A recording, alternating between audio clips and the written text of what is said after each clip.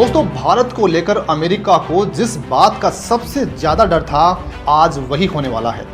दुनिया के तमाम बड़े देश जिस डॉलर के दम पर ग्लोबल इकोनॉमी को कंट्रोल करते आए हैं, अब उसी डॉलर की बादशाहत को खत्म करने के लिए भारत और जापान ने कुछ ऐसा कर दिया है जिसने सनसनी मचा डाली है।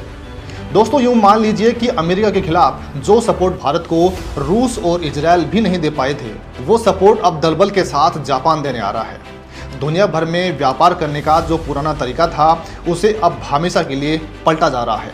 जापान की नई प्रधानमंत्री सनाए ताकाइची अपनी पहले ही भारत यात्रा पर एक ऐसी डील फाइनल करने वाली है जो एशिया का पूरा आर्थिक गेम पलट कर रख देगी। लेकिन दोस्तों, यहाँ पर सवाल बनते हैं कि आखिर ऐसा क्या होने वाला है जिससे अमेरिका की चिंता रातों रात बढ़ गई है, और रुपए येन ट्रेड को लेकर भारत के किस मास्टर प्लान को अब जापान का खुला समर्थन मिलने वाला है, और इससे भारत की इकोनॉमी मालामाल कैसे होने वाली है, और क्यों अमेरिका नहीं चाहता था कि भारत ऐसी डील किसी भी देश के साथ करे।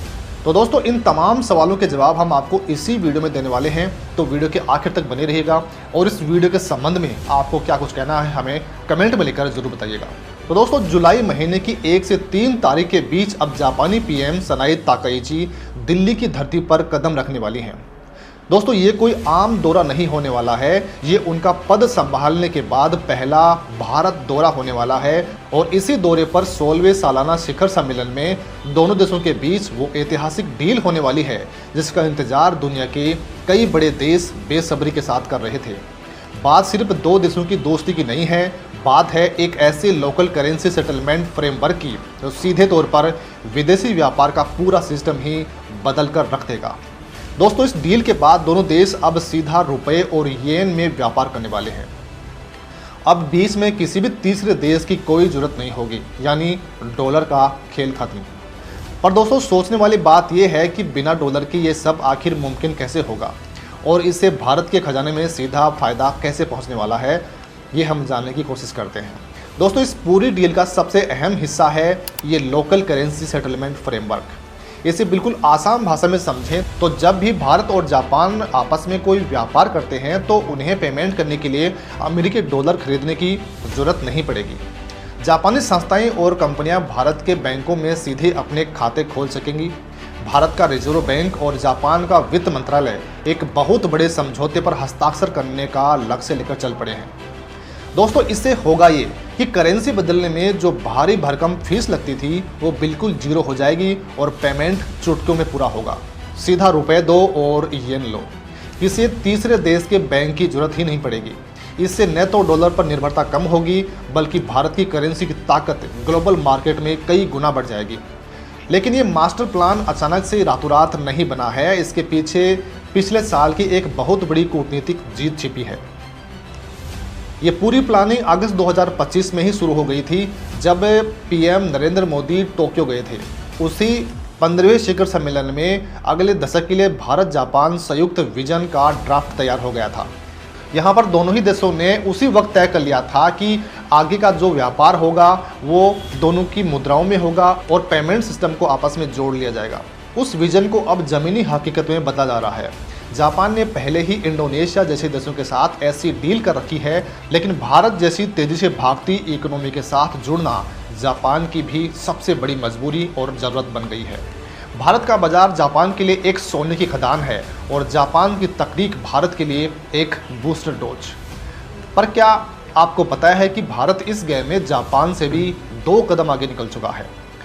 भारत अब सिर्फ जापान तक सीमित नहीं है, बल्कि दुनिया भर के देशों के साथ रुपए में व्यापार करने का अपना दायरा बहुत तेजी के साथ बढ़ा रहा है। रिजर्व बैंक ने स्पेशल रुपया वोस्ट्रो अकाउंट नाम का एक ऐसा सिस्टम तैयार कर लिया है जिसके जरिए विदेशी बैंक भारत के बैंकों में रुपए का खाता खोलकर व्यापार कर सकते हैं।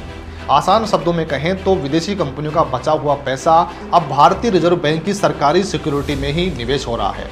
आज की तारीख में 30 देशों के 123 विदेशी बैंकों ने भारत के 26 बैंकों के साथ मिलकर 156 ऐसे स्पेशल वोस्ट्रो अकाउंट खोल दिए हैं।